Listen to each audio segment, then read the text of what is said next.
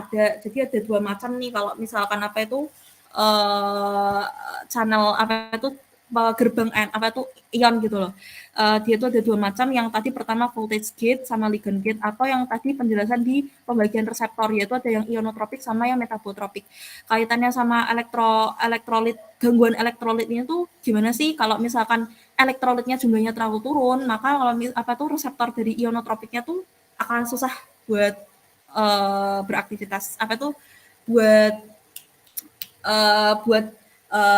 berfungsi gitu. Nah, terus habis itu dia tuh dapat menurunkan kadar dopamin dan norepinefrin, tapi meningkatkan aja ya. Ingat ya, kalau dopaminnya menurun, dia tuh nanti bisa menimbulkan efek samping hiperprolaktinemia.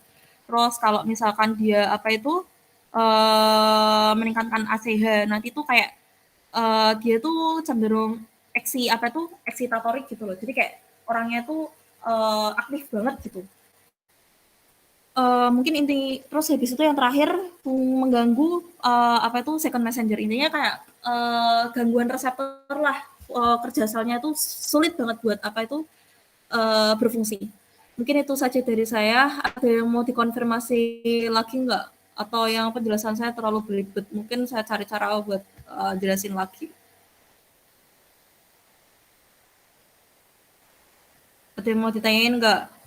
Intinya di sini kalau pemaparan saya ya, intinya kalian tahu definisi dari penyakit bipolar itu apa, tata laksananya apa. Intinya tadi ada 3 golongan. Terus habis itu kalau misalkan dia dikasih, kan penjelasan saya kan yang antipsikotik yang tipikal nih, efek sampingnya apa.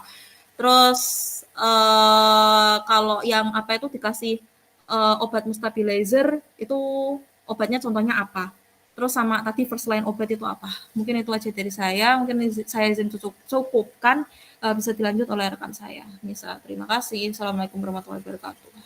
Waalaikumsalam warahmatullahi wabarakatuh. Terima kasih, Ismi. Teman-teman ini suaraku udah kedengaran belum ya? Sudah, Kak. Oke. Sini buat share screen-nya.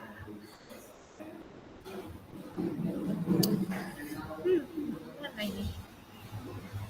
Oke, next kita bahas yang tentang... udah kelihatan belum? Slide ya.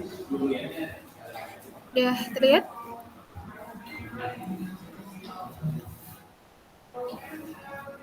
Belum slideshow. Belum slideshow. Saya.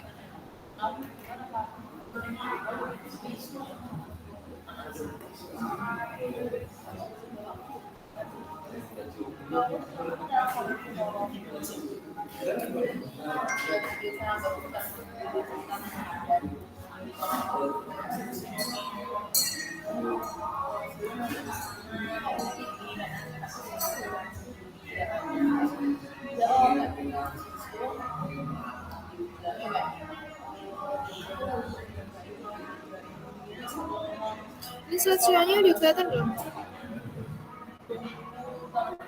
Udah. Aman, udah. Oke. Kita next bahas yang obat bipolar atipikal ya. Tadi kan udah dijelasin sama Kak Ismin juga yang obat bipolar tipikal. Nah, jadi kan bipolar itu merupakan salah satu dari psikotik, gejala-gejala psikotik. Nah, yang kita bahas nanti nih buat yang atipikal itu ada quetiapin, ziprasidon, dan lamotrigin. Sebelumnya kita callback dulu, antipsikotik itu kan tadi ada 2, yang tipikal sama atipikal. Ada yang generasi pertama dan generasi kedua. Nah, yang dijelasin Kak Ismi tadi itu kan yang atipikal, dia yang generasi pertama. Nah, dia itu memblok reseptor dopaminnya itu lebih besar daripada reseptor serotonin. Contohnya ini ada 3, ada fenotiazin, yang mana nanti ada chlorpromazin, flurfenazin, dan tirodiazin. Terus kemudian ada tioxantin, yaitu ada tioxan obatnya, dan ada dari golongan butyrofenon dan haloperidol. Terus nanti yang akan kita bahas itu yang dari generasi kedua, yaitu yang dari generasi atipikal, di mana dia tuh memblok reseptor serotonin itu lebih banyak daripada reseptor dopaminnya, alfa dan muskariniknya. Contohnya yang akan kita bahas nanti ada aripiprazol, clozapine, olanzapine, quetiapin, risperidon, dan ziprasidon. Terus kemudian ini tadi juga sama sih, kan kita bahas yang antipsikotik atipikal, udah dijelasin sama Mas Deva tadi ya. Jadi kalau misalnya ini ada jalur dopaminergic. Terus kemudian ini ada berbagai jalur yang dia juga mempunyai fungsi-fungsi tertentu, misalnya seperti jalur mesokortikal, dia mengatur fungsi eksekutif seperti pada perilaku kita. Terus ada jalur nigrostriatal, yaitu pada aktivasi fungsi motoriknya. Terus kemudian ada jalur tuberoindividular, yaitu untuk menghambat pelepasan prolaktin, dan jalur mesolimbik itu untuk fungsi motivasi dan kesenangan kita. Kemudian ada tambahan yaitu jalur insertohipotalamik, di mana dia itu untuk mengaktifasi visceral dan sensori motor kita. Terus yang pertama dari obat bipolar. Jadi obat bipolar quetiapin itu dia merupakan obat antipsikotik atipikal yang dia generasi kedua, di mana dia itu memiliki struktur yang mirip dengan clozapine dan olanzapine. Namun efikasinya itu dia sama, tetapi dengan efek samping yang lebih sedikit. Ini adalah contoh gambaran kimiawinya dari quetiapin ya. Nah, farmakodinamiknya, quetiapin itu dia merupakan antipsikotik atipikal yang berikatan dia dengan dopamin. Ini ada D2, terus kemudian ada serotonin. Ini ada serotonin 5-HT2A, 5-HT1A, kemudian ada NRI dan 5-HT2C. Nah, dia highest affinity-nya atau afinitas tertingginya dia ada di histamin. Terus kemudian ada di A1 juga. Kemudian untuk moderate affinity-nya dia ada di 5-HT2A, yaitu serotonin. Kemudian ada di muscarinic dan 5-HT7. Terus untuk lowest affinity-nya dia ada 5-HT2C, dopamin, dan 5-HT1A. Nah, reseptor 5-HT1A itu dia memiliki kerja agonis yang parsial, di mana apabila bekerja dengan 5-HT7 dan 5-HT2C itu nanti akan berkontribusi sebagai efek antidepresan. Nah, ini gambarnya ini kayak antidepresan action ini dari histaminnya, terus M1 dan M3, terus kemudian sama asetilkolin juga. Dia nanti sebagai antidepresan kayak gitu. Nah, farmakokinetiknya yang bekerja dalam tubuh itu nanti dia ada absorpsi, distribusi, metabolisme, dan ekskresi. Nah, untuk absorpsinya itu dia diabsorpsi per oral pada saluran pencernaan. Ini berarti lewat first pass metabolisme kan. Terus kemudian untuk distribusinya dia ada melalui protein plasma, di mana kadar plasma itu nanti akan maksimal tercapai setelah 1-2 jam setelah dia minum. Nah, dia itu nanti juga akan diikat pada protein sebesar 83%. Kemudian metabolisme, makanya ini melewat first pass metabolisme di hepar, di mana diolah enzim CYP3A4 dan akan diekskresi itu sebagian besar lewat urin dan sebagian kecil lewat feses. Kemudian efek sampingnya itu dia ada sakit kepala, sedasi, somnolen, hipotensi, dan dizziness. Terus kemudian ada peningkatan berat badan, gangguan metabolik, dan hiperprolaktinemia, serta EPS-nya minimal. Nah, kalau misalnya orang-orang pakai antipsikotik itu rata-rata pakai dari golongan yang ini quetiapin. Karena apa? Karena dia EPS-nya minimal, extrapiramidal sindromnya dia minimal. Extrapiramidal sindrom kan tadi udah dijelasin sama KL sama teman-teman yang lain juga. Terus ini dari sediaannya, ini bisa 50 mg per hari, terus bisa 100 mg sehari tapi bagi 2, terus juga bisa sampai 100 mg per hari sampai dia 300 mg per hari pada hari keempat. Terus kemudian ini untuk maintenance-nya dia tuh bisa 400 sampai 800 mikrogram per hari. Kemudian ini untuk ini sama, ini juga sama, untuk maintenance-nya juga sama. Terus ini contoh-contoh dari golongan quetiapin. Ini ada Seroquel XR. Ini ada yang sediaan 50 mg, kemudian ini ada yang sediaan 200 mg, ini yang 300 mg, dan yang ini 400 mg. Jadi nanti disesuaikan sama kondisi pasien. Kemudian selanjutnya adalah ziprasidon. Nah, ini adalah gambaran sistemnya dari ziprasidon ya. Farmakodinamiknya itu dia merupakan antagonis reseptor dopamin sentral dan serotonin, khususnya yang 5-HT2A. Ini tetap nanti kaitannya dengan asetilkolin sebagai antidepresan efek. Kemudian untuk farmakokinetiknya, dia absorpsinya per oral pada saluran pencernaan. Terus kemudian distribusinya dia itu juga diikat oleh protein plasma. Nah, ikatan protein plasmanya ini dia lebih tinggi daripada yang quetiapin tadi, yaitu bisa mencapai 99%. terus metabolismenya juga terjadi di hepar, dan ekskresinya itu kebalikan dari quetiapin tadi. Kalau quetiapin tadi kan sebagian besar lewat urin, sebagian kecil lewat feses. Nah kalau si presidon ini tuh dia ekskresinya sebagian besar lewat feses, sebagian kecil lewat urin. Nah, ini dosis dewasa untuk gangguan bipolar untuk si presidon itu dia oral kan, diminum. Dosis awalnya tuh dia dikasih 40 mg, diminum twice dalam sehari, terus kemudian dosisnya akan ditingkatkan menjadi 60 mg atau 80 mg. Dia sama twice a day, terus kemudian dosis itu dia diberikan berdasarkan toleransi dan efisiensi dalam kisaran dosis 40 hingga 80 mg, yang mana dia itu diminum 2 kali sehari. Nah, kemudian untuk maintenance gangguan bipolarnya itu dia bisa ditambah untuk lithium atau valproate untuk sebagai mood stabilizer seperti yang udah disampaikan sama Kak Ismi tadi. Kalau misalnya dia udah stabil, dia dilanjutkan dengan dosis yang sama dalam kisaran 40 hingga 80 mg diminum 2 kali sehari.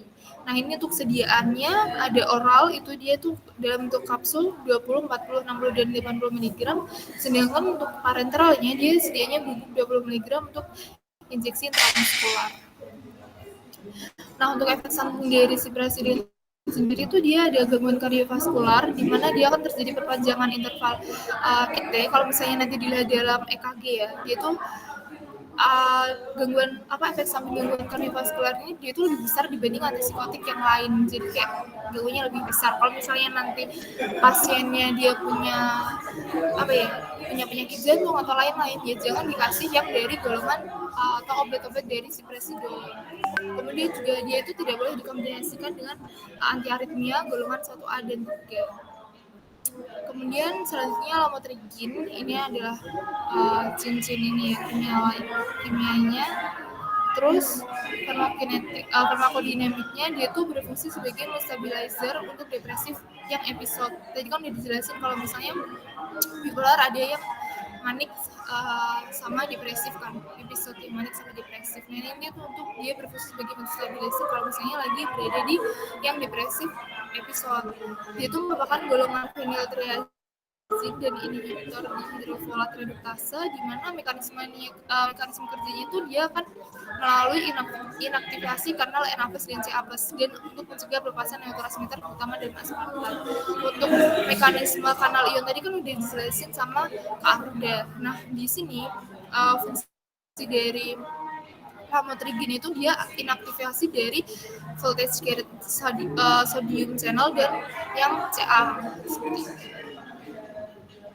Terus kemudian untuk farmakokinetiknya dia absorpsinya per oral pada saluran pencernaan, distribusinya dia tuh didistribusi di darah melalui ikatan protein plasma, dia hanya 55%, dan metabolismenya dia di hepar, serta ekskresinya ini sama seperti si presidon, yaitu sebagian besar lewat feses dan sebagian kecil lewat urin.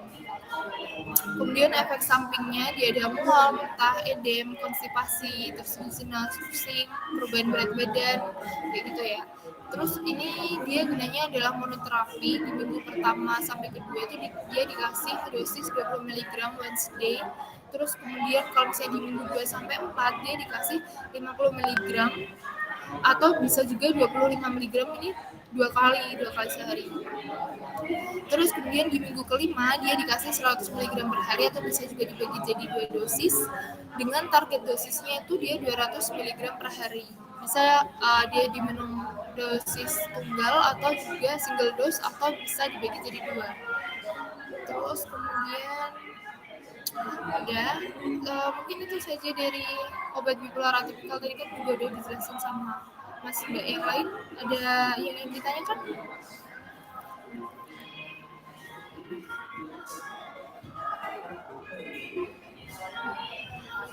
Mungkin dilanjut saja, Miss. Dilanjut yang lain dulu aja. Dilanjut. Oke, makasih ya.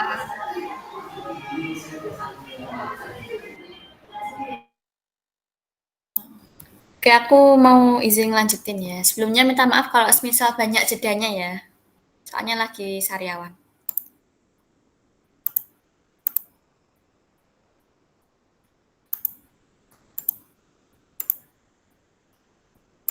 Ini udah kelihatan belum ya?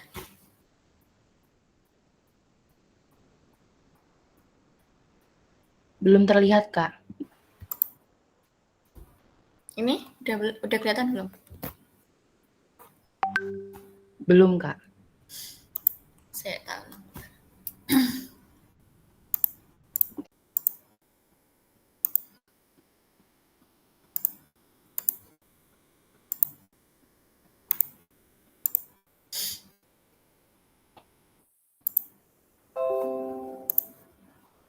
Ini udah kelihatan belum?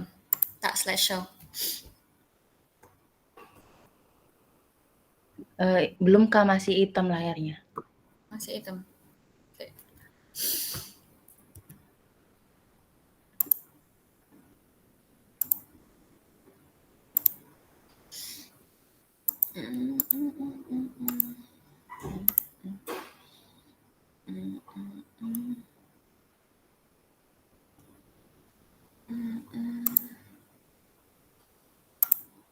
Ini udah kelihatan belum?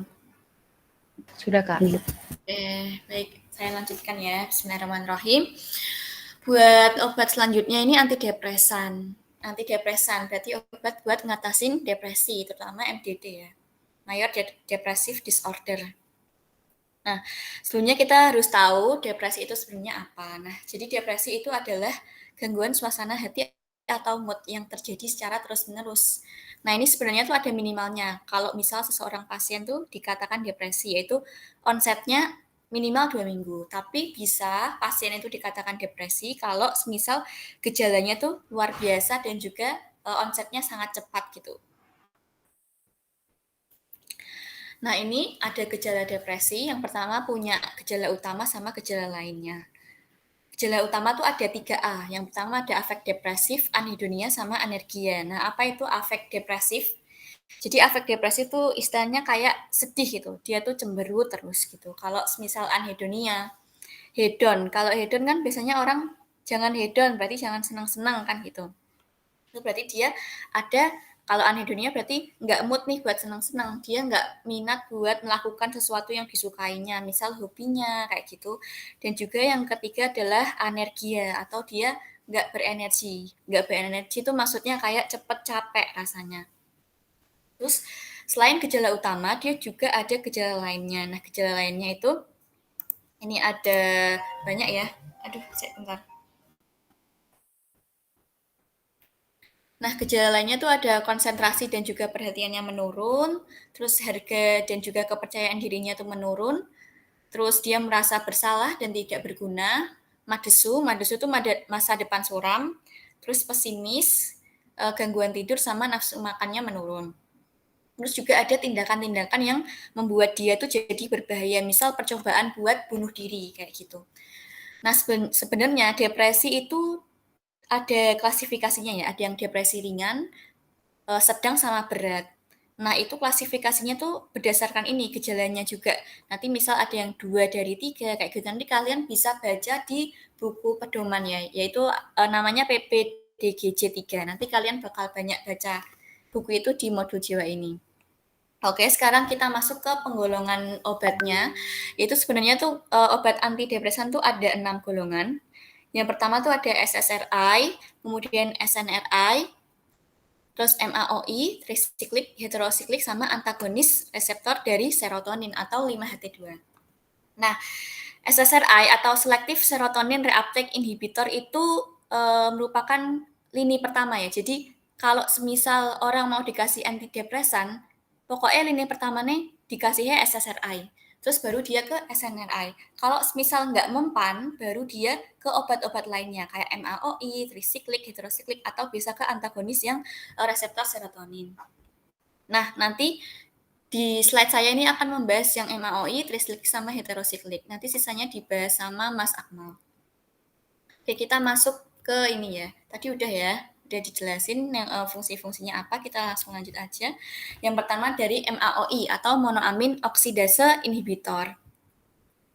Nah, MAOI itu indikasinya ini ya jelas. Kalau MAOI itu mengobati depresi yang tidak responsif terhadap antidepresan lain. Jadi setelah SSRI, SNRI itu nggak mempan, maka dikasih MAOI, dicoba pakai ini. Selain itu juga buat anti ansietas atau anti kecemasan. Terus untuk farmakokinetiknya, dia tuh cenderung memiliki efek first pass metabolism. Jadi istilahnya tuh obat yang di sistemiknya itu ya jadi apa? Jadi menurun gitu bioavailabilitasnya. Karena adanya kecenderungan first pass metabolism ini, akhirnya disediakanlah dia rute pemberian lain. Yaitu contohnya adalah ini, sediaannya namanya selegiline tuh lewat transdermal dan juga sublingual. Jadi kayak bentuknya transdermal tuh kayak salon pas gitu ya. Jadi dia tuh skin patch ditempelin gitu biar obat yang masuk ke sistemik itu kandungan bioavailabilitasnya tuh lebih tinggi. Kayak gitu. Terus untuk farmakodinamik itu nanti dia tuh bakal mengurangi kerja monoamin oksidase di neuron dan juga meningkatkan kandungan monoamin. Nah, pasti kayak iki janjane iki mesti apa sih monoamin oksidase, monoamin kandungan monoamin tuh aslinya tuh apa gitu. Jadi kita kenalan dulu sama MAO sama monoamin dulu itu apa ya. Jadi MAO istilahnya itu adalah enzim. Kalau monoamin itu dia neurotransmitternya. Jadi monoamin itu terdiri atas norepinefrin, dopamin sama serotonin. Nah, kalau monoamin oksidase itu enzim yang menguraikan dari ini. Jadi semisal monoamin ini diuraikan sama monoamin oksidase, maka neurotransmitternya akan hilang seperti itu. Jadi ini ya, jadi MAO atau monoamin oksidase adalah enzim yang berperan dalam degradasi dari neurotransmitter. Di antaranya ada norepinefrin, serotonin, sama dopamin. MAO itu sebenarnya ada dua ya, ada MAO-A sama MAO-B. Kalau MAO-A itu sebenarnya ada beberapa sumber yang nyebutin beda-beda. Cuman yang ini saya dapat itu kalau MAO-A itu substrat utamanya tuh di norepinefrin, serotonin, sama dopamin. Kalau MAO-B itu di feniletilamin, metilhistamin, triptamin, sama dopamin. Tapi yang paling terkenal nih yang dopaminnya. Jadi monoamin oksidase inhibitor dia berarti menghambat dari enzimnya. Maka tujuannya tuh buat apa? Tujuannya tuh agar neurotransmitter di celah sinapsnya tuh jadi meningkat. Jadinya kan serotonin, NE sama dopaminnya kan jadi banyak kan. Nah tujuannya apa? Tujuannya tadi biar dia nggak depresi karena tadi fungsi-fungsinya kan ini. Serotonin itu buat ini happiness, terus kalau noradrenalin atau norepinefrin itu buat fight or flight, terus meningkatkan tekanan darah, terus buat attention atau perhatian, terus dopamin juga buat pleasure atau kesenangan, movement, motivasi, jadi kayak gitu ya. Biar nanti tujuannya ya biar nggak depresi atau sebagai antidepresan. Nah ini sediaan obatnya ada phenelzine, moclobemid, sama salicyline. Kalau phenelzine itu dia sifatnya adalah non-selective MAOI atau dia menghambat di MAOA sama MAOB-nya. Ini sediaannya ada tab 15 mg 3x1. Kalau moclobemid itu dia selektif pada MAOA. Kalau salicyline itu selektif pada MAOB. Ini indikasi buat Parkinson disease ya, biar dopaminnya istilahnya banyak gitu, karena kalau Parkinson kan dopaminnya turun kan. Nah ini perbedaannya antara MAO yang non-selektif sama selektif ini ya. Kalau yang non-selektif berarti dia menghambat di MAO-A dan juga MAO-B. Kalau yang selektif itu cuman di MAO-B. Ini biasanya untuk pasien-pasien yang menderita Parkinson disease untuk menaikkan dopaminnya. Nah ini efek sampingnya, ini sebenarnya berkaitan ya sama yang tadi jelasin sama Kak Ismi sama KL buat berkaitan sama reseptor muskarinik, adrenergic, kayak gitu-gitu. Nah kontraindikasinya itu dia nggak boleh dikombinasiin sama obat antidepresan yang lainnya, semisal SSRI, SNRI, tricyclic, sama bupropion. Kita lanjut ke yang kedua yaitu TCA atau tricyclic antidepresan. Nah ini indikasinya sama, yaitu obat-obatan yang digunakan buat orang yang depresi tapi nggak mempan buat obat-obatan lini pertama dan juga lini kedua kayak SSRI sama SNRI. Nah farmakokinetiknya itu nanti TCA itu cenderung diserap baik dan memiliki waktu paruh yang panjang. Makanya dia itu biasanya diberikan sekali sehari. Nah, ini mekanisme kerjanya. Jadi TCA itu sebenarnya mirip ya sama SNRI, nanti dijelasin sama Mas Akmal buat mekanisme kerjanya. Tapi selain dia juga untuk inhibisi reuptake norepinefrin dan juga serotonin, dia juga antagonis sama reseptor ini, alfa kolinergik, muskarinik, sama histaminergik. Makanya nanti efek sampingnya juga lebih banyak. Nah ini, jadi tadi trisiklik antidepresan itu dia menghambat di yang pertama di reseptor yang serotonin, reuptake ini, sama norepinefrin. Nah kalau misal di reuptake gimana? Misal ini ya, yang reuptake nggak ada, maka otomatis si serotonin sama norepinefrin itu kandungannya itu tuh lebih banyak gitu di celah sinap. Tujuannya apa? Ya tujuannya tadi biar nggak depresi, karena kan tadi neurotransmitter kedua ini kan buat itu ya, buat bahagia, buat pleasure, buat attention, buat apa lagi, mood kayak gitu-gitu. Kemudian ini sediaannya ada amitriptyline sama imipramin 150 sampai 300 mg per hari. Ini efek sampingnya dia lebih banyak. Ini kaitannya sama reseptor tadi. Ada alpha adrenergic, ini termasuk retensia urin ya. Terus serostomia itu karena reseptor muskariniknya. Hipostensi ortostatik itu karena alpha adrenergiknya dan lain-lain. Kalau kontraindikasinya ada hipersensitivitas terhadap ini obat-obatan TCA, terus glaukoma, terus lagi-lagi dia nggak boleh dikombinasiin dengan obat antidepresan lainnya sama coronary artery disease. Yang ketiga heterosiklik, sebenarnya ini juga sangat jarang ya digunakan karena emang lini pertamanya SSRI sama SNRI, jadi untuk mekanismenya sendiri tuh sebenarnya masih sedikit ya yang menyinggungnya. Yang pertama, dia tuh bisa menurunkan reuptake dari norepinefrin dan juga 5-HT2 ya, sama kayak SNRI. Terus dia juga menghambat reseptor asetilkolin, muskarinik, dan juga histamin. Terus dia juga menghambat dopamin sama menghambat alpha-2 adrenoreseptor.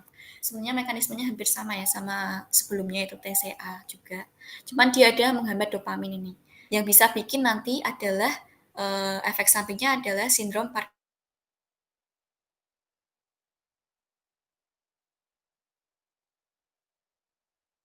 bisa bikin sedatif, agitasi, insomnia, dan juga anoreksia. Nah ini buat ringkasannya bisa dibaca sendiri. Oke, ini sumber-sumbernya kalau semisal mau baca lebih lanjut.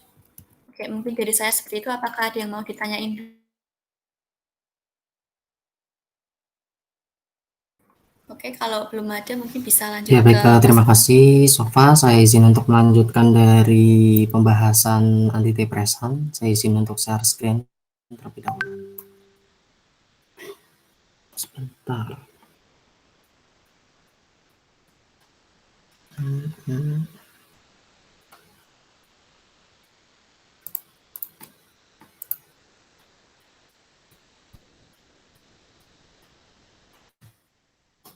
Apakah sudah terlihat? Sudah, Kak. Ya baik, saya izin untuk melanjutkan dari pembahasan Mbak Sofa. Jadi untuk tadi kan sudah dijelaskan mengenai antidepresan ya. Antidepresan itu merupakan obat yang digunakan untuk mengatasi dari depresi seperti itu ya. Selanjutnya kita ke pembahasan dari depresi. Nah, tadi sudah dijelaskan Mbak Sofa di mana depresi itu merupakan gangguan suasana hati atau mood yang ditandai dengan rasa sedih yang terjadi terus-menerus selama minimal 2 minggu. Jadi ada onsetnya ya. Dikatakan depresi ada onsetnya minimal 2 minggu seperti itu. Gejalanya itu apa? Jadi kalian bisa baca besok itu penting banget bukunya seperti ini yang PPDGJ 3 bukunya seperti mungkin dari adik-adik bisa membelinya untuk dibaca-baca itu soalnya di bagian modul jiwa pakainya modul ini buku ini gitu untuk diagnosis dan sebagainya. Nah gejalanya ada di kriteria F.32 episode depresif menurut PPDGJ 3 di mana episode depresi itu ada gejala mayor dan gejala minor. Nah tadi sudah dijelaskan oleh Mbak Sofa, di mana ada anhedonia 3A ya, anhedonia, afek depresif, dan anergi. Nah, anhedonia tadi kan kehilangan minat dan kegembiraan. Kemudian ada afek depresifnya, kemudian anergi. Anergi itu ada berkurangnya energi, kemudian mudah lelah, dan menurunnya aktivitas. Kemudian ada gejala minornya, seperti ada penurunan. Ini terlihat seperti apa ya? Masih PPT PowerPoint. Belum slideshow. Belum slideshow. Belum. Bentar.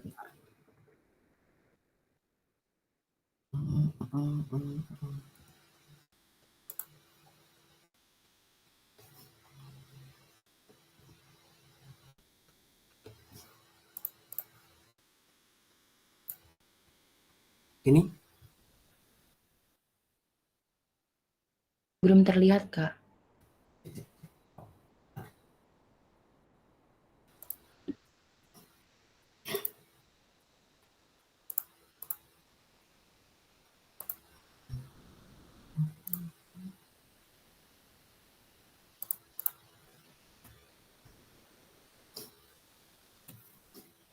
kalau ini sudah terlihat belum? Gerak. Udah gerak.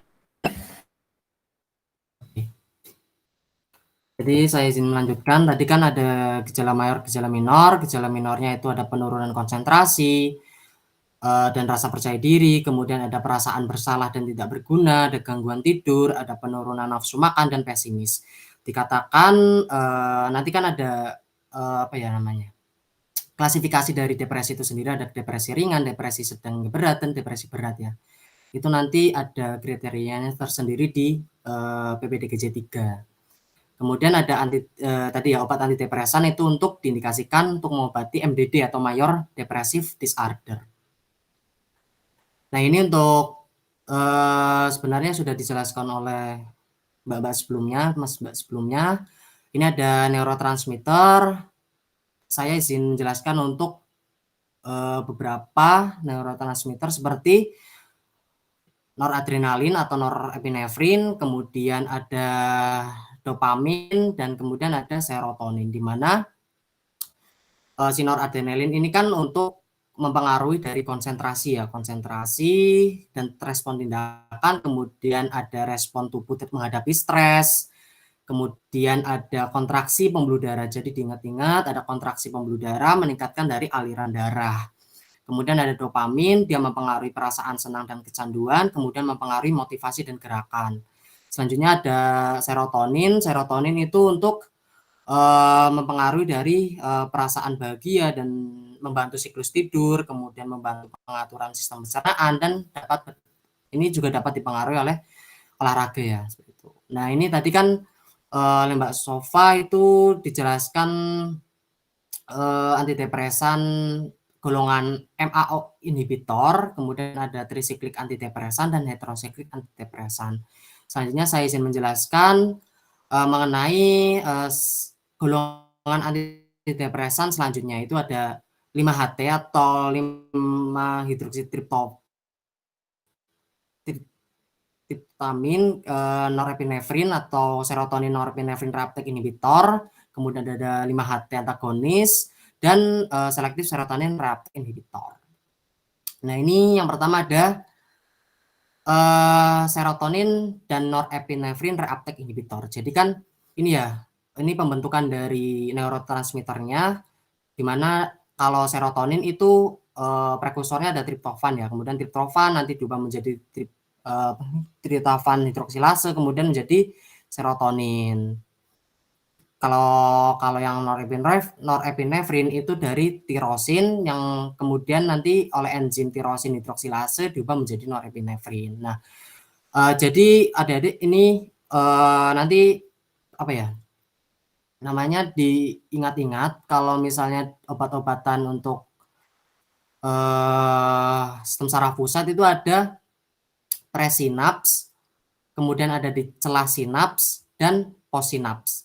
Biasanya nanti di presinap itu ada kayak metabolisme dari neurotransmitter, kemudian nanti dilepaskan di celah sinaps, dan nanti di possinapsnya itu biasanya nggak biasanya sih, emang ada reseptor dari neurotransmitternya itu sendiri. Misalnya kayak ada reseptor dari serotonin, reseptor dari norepinefrin seperti itu. Nah, jadi mekanisme dari kerja serotonin norepinefrin reuptake inhibitor ini, jadi kan berdasarkan namanya itu kan dia memblokade dari serotonin transporter. Jadi memblokade dari SERT dan NET atau norepinefrin transporter. Jadi kan kalau misalnya serotonin dan norepinefrin, kemudian ada suatu stimulus untuk mengeluarkan dari neurotransmitter tersebut, kan nanti dikeluarkan di celah sinaps ya. Nah, fungsinya dari obat ini untuk menghambat dari menghambat dari reuptake. Jadi kan menghambat dari pengambilan kembali si neurotransmitter yang sudah dikeluarkan di celah sinaps. Jadi neurotransmitter tadi banyak di celah sinaps yang nantinya akan berikatan dengan reseptornya di sinaps, di posinaps itu. Nah, nantinya kan mengaktifasi neuron posinaps dan nantinya akan menyebabkan efeknya ya apa? Ya untuk antidepresan itu. Soalnya kan neurotransmitternya itu tadi ya serotonin dan norepinefrin. Seperti itu. Nah, preparatnya apa, obatnya apa? Yaitu ada duloxetin, itu bentuknya kapsul 30 mg, dan venlafaxine itu kapsul 75 mg. Efek sampingnya apa? Ada gangguan saluran cerna, gangguan fungsi seksual, nyeri kepala, insomnia, dan hipertensi. Soalnya kan tadi ya, di mana norepinefrin atau noradrenalin tadi kan fungsinya juga untuk kontraksi pembuluh darah dan meningkatkan aliran darah. Nah, apabila si norepinefrin tersebut banyak di celah sinaps, nantinya akan berikatan dengan reseptornya di pasca sinaps, nantinya akan menimbulkan efek yang nantinya akan menyebabkan si hipertensi tadi. Nah, kemudian ada ini ya, tadi farmakokinetiknya, di mana duloxetin dia diabsorpsi secara peroral dan diserap dengan baik dari saluran gastrointestinal. Kemudian ada bioavailabilitas. Jadi bioavailabilitas itu apa? Jadi presentasi obat yang masuk ke sirkulasi sistemik sesudah pemberian obat dalam sediaan tertentu, yaitu sekitar 32-80%.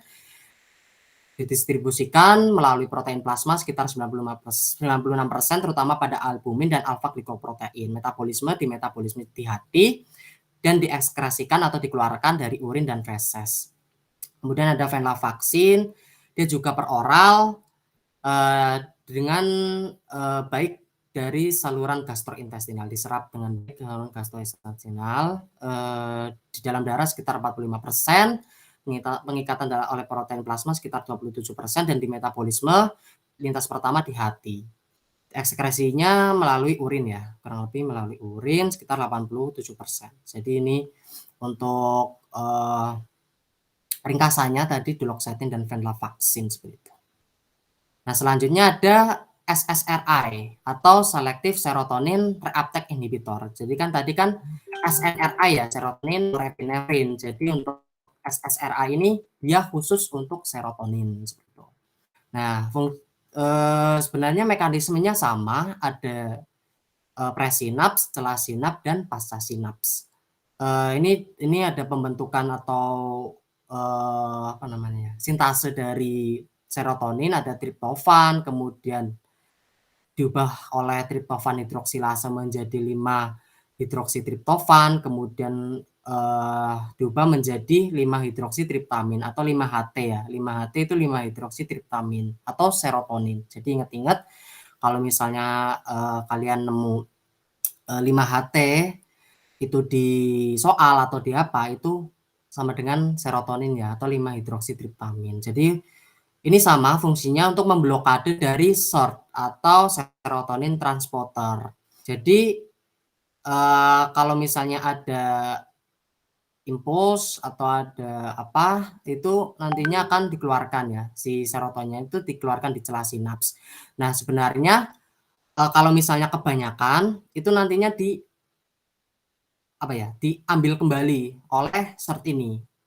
Nah, untuk depresi kan dia kekurangan serotonin. Lah, apabila fungsinya dari serotonin ini dia menghambat dari SERT tadi, sehingga si neurotransmitter dari serotonin ini banyak di celah sinaps nantinya akan berikatan dengan reseptor di possinap yang nantinya akan menimbulkan efeknya apa ya, antidepresan tadi.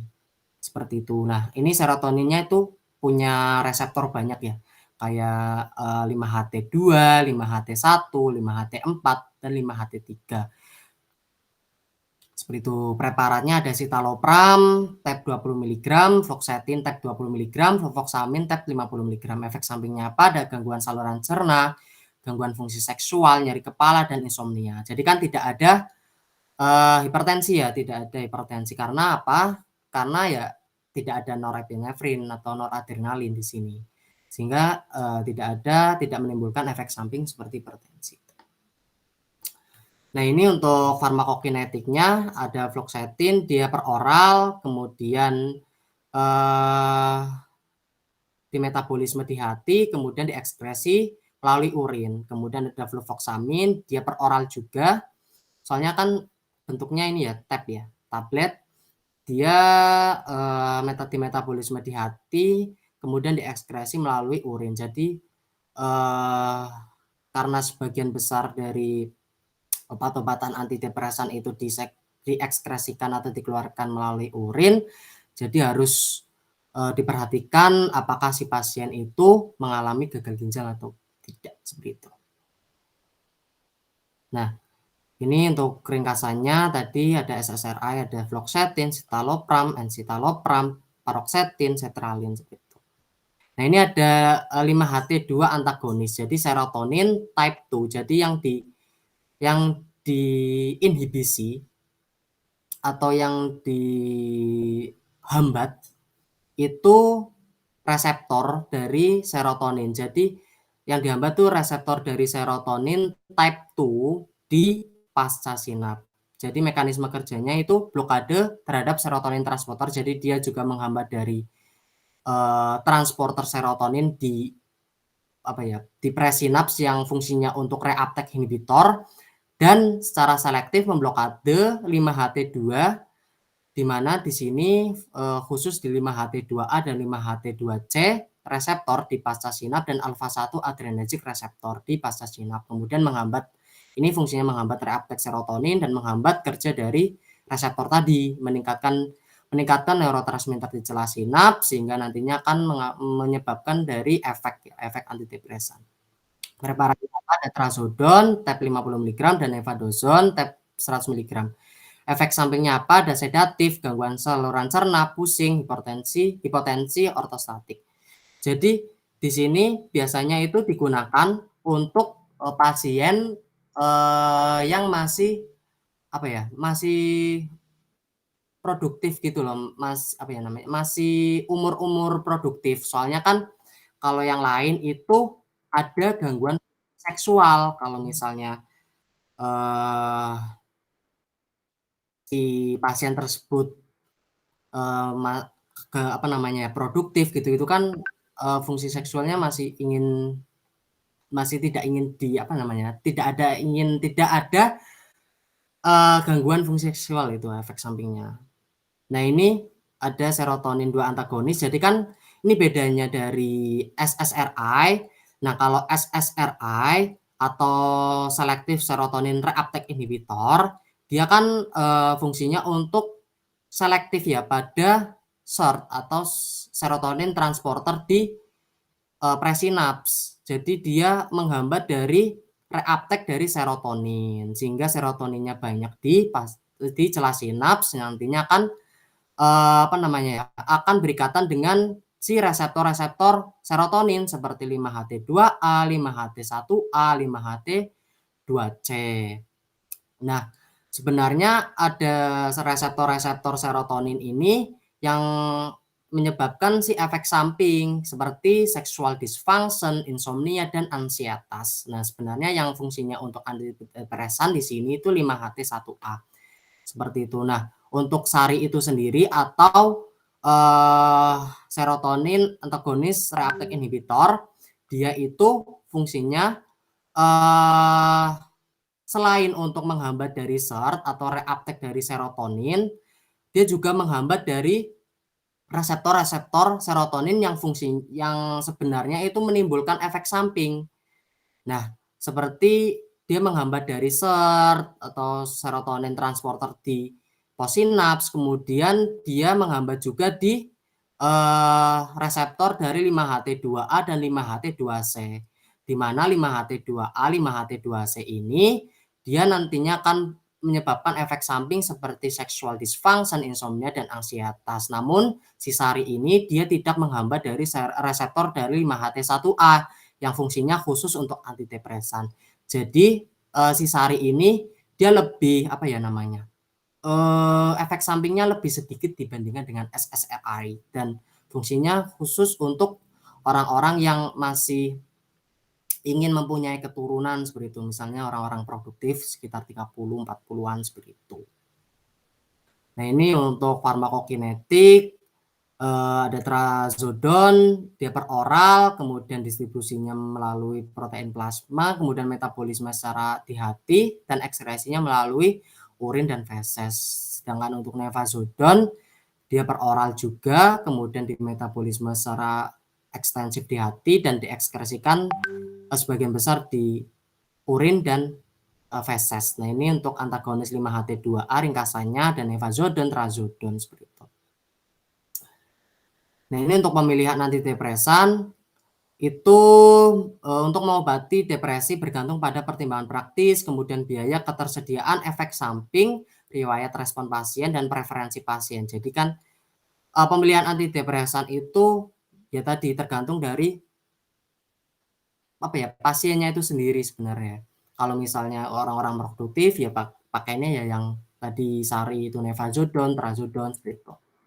Misalnya usia, jenis kelamin, status medis pasien itu. Kemudian pasien lanjut usia sensitif terhadap efek anticholinergic trisiklik antidepresan, efek SSRI, fluvoxamin dalam menghambat sitrokrom 3,4 dapat menyebabkan masalah pada sebagian pasien lanjut usia karena fluvoxamin berinteraksi dengan banyak obat lain digunakan oleh pasien tersebut. Kemudian ada SSRI. SSRI itu obat lini pertama ya paling sering diresepkan untuk major depressive disorder dan gangguan cemas karena kemudahan pemakaian, tolerabilitas, dan keamanan jika kelebihan dosis tersedia dalam bentuk generik dan tidak mahal. Kemudian SNRIs, bupropion, mirtazapine digunakan obat lini pertama untuk mengobati MDD. Bupropion dan mirtazapine dan nefazodon sering diresepkan karena mempunyai efek samping seksual paling sedikit ya tadi, nefazodon ya tadi ya. Kemudian ada trisiklik antidepresan dan MAOI merupakan obat lini kedua atau ketiga dalam pengobatan major depressive disorder karena berpotensi mematikan karena jika kelebihan dosis. Memiliki interaksi obat yang serius menimbulkan banyak efek samping yang mengganggu. Seperti itu.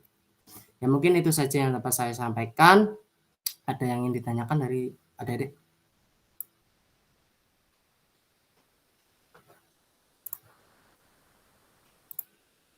Jika tidak ada, mungkin saya kembalikan ke siapa tadi? Ke Sofa ya?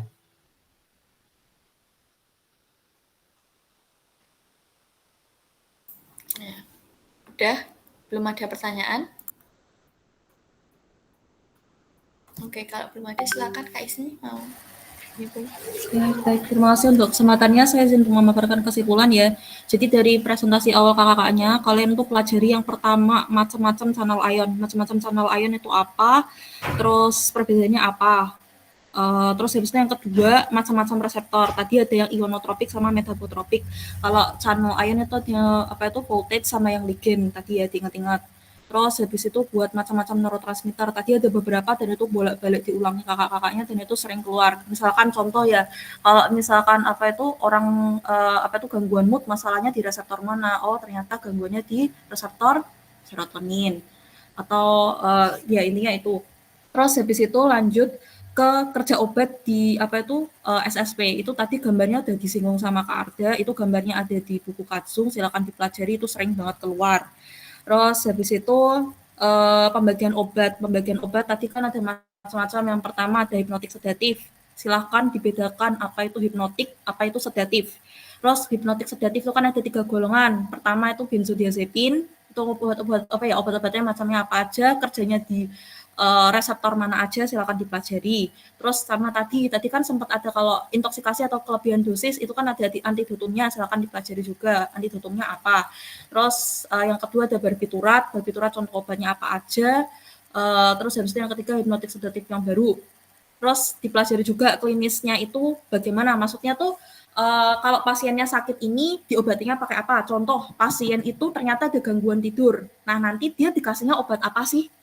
Terus kayak gitu ya. Atau kayak pasien tadi ternyata ada gangguan depresi. Nah, nanti dikasih obatnya apa, pilihan pertamanya apa, atau obat yang paling sering apa. Gitu. Terus juga contoh obatnya apa aja tadi bisa dibedakan ya. Kalau misalkan benzodiazepin tuh kalau nggak salah belakangnya tadi yang am itu ya. Kalau yang barbiturat tuh yang barbital. Oke. Terus habis itu kalau buat efek samping ini juga sering banget dikeluarin model soalnya kayak contoh tadi pasien itu ada keluhannya tuh tremor, terus tiba-tiba dia jalannya nggak bagus, terus atau posturnya bungkuk, itu kira-kira efek samping dari terapi obat apa sih? Atau kalau enggak kayak gini, wah pasien kena sakit depresi dikasih obat, kira-kira yang paling cocok yang mana buat usia produktif sama yang enggak produktif. Dipahami ya konsepnya ya, kalau pembagiannya apa aja tadi ya. Tadi hipnotik sedatif data sebutin. Yang kedua ada obat golongan apa itu antipsikotik. Antipsikotik itu buat sakit apa tadi sudah disinggung ya. Ada 2 macam, tipikal sama atipikal. Nah yang apa itu tipikal tuh gimana? Dia tuh generasi baru apa itu yang generasi lama. Terus atipikal tuh yang gimana? Terus tadi ada yang jalur dopamin ya. Itu kan ada 4. Nah itu dipelajari itu keluar soalnya terkait tadi efek samping obat. Kalau misalkan obat dopamin dia itu dihambat, nanti nimbulin sindrom apa. Nah, kalau misalkan sindrom itu tadi timbul, dia itu tadi di jalur yang mana sih? Tadi kan ada 4 macam, ada yang kortikal, nigrostriatal, yang mana? Tuh. Terus habis itu ada obat bipolar. Bipolar tuh intinya obatnya satu, dia itu namanya tuh mood stabilizer. Mood stabilizer tuh lini pertamanya tuh lithium. Obat-obatan lainnya apa? Ada yang anti epilepsi sama yang obat antipsikotik. Tadi udah dijelasin sama saya sama Kak Nisa. Terus habis itu ada antidepresan. Antidepresan itu ada banyak banget tadi penjelasannya. Terus nanti juga bisa dibedain mungkin sering ketukar-tukar ya antara SNRI, SSRI, terus sama obat-obatan lain. Sama hati-hati ya kurang lebih mirip SSRI, SNRI sama penghambat dari inhibitor 5-HT2. Itu, ini saya tekankan lagi ya. Ingat serotonin tadi kan buat meningkatkan mood nih. Kenapa kok dia di 5-HT2 tuh reseptor serotonin itu justru dihambat? Silahkan ya diingat-ingat tadi kenapa. Ingat ya, orang depresi kan dia butuh moodnya di ini. Harusnya kan serotoninnya naik. Kenapa kok dia obat ada yang namanya obat penghambat reseptor 5-HT2. Mungkin itu saja dari saya. Terima kasih, saya kembalikan kepada asisten. Oke, terima kasih Ismi atas tambahan serta simpulannya. Baik, mungkin karena ini sudah malam ya, kita tutup WS pada malam hari ini dengan bacaan Alhamdulillahirrahmanirrahim. Subhanakallahumma wa bihamdika asyhadu an la ilaha illa anta astaghfiruka wa atubu ilaik. Jangan lupa buat WS ke angkatan kalian ya. Kalau semisal kalian mau WS, kita bisa dikasih linknya juga ya, biar kita bisa ikut. Kalau misalnya ada kesempatan. Kabarin ya. Oke, bisa live. Terima kasih, Kak. Terima kasih, Kak.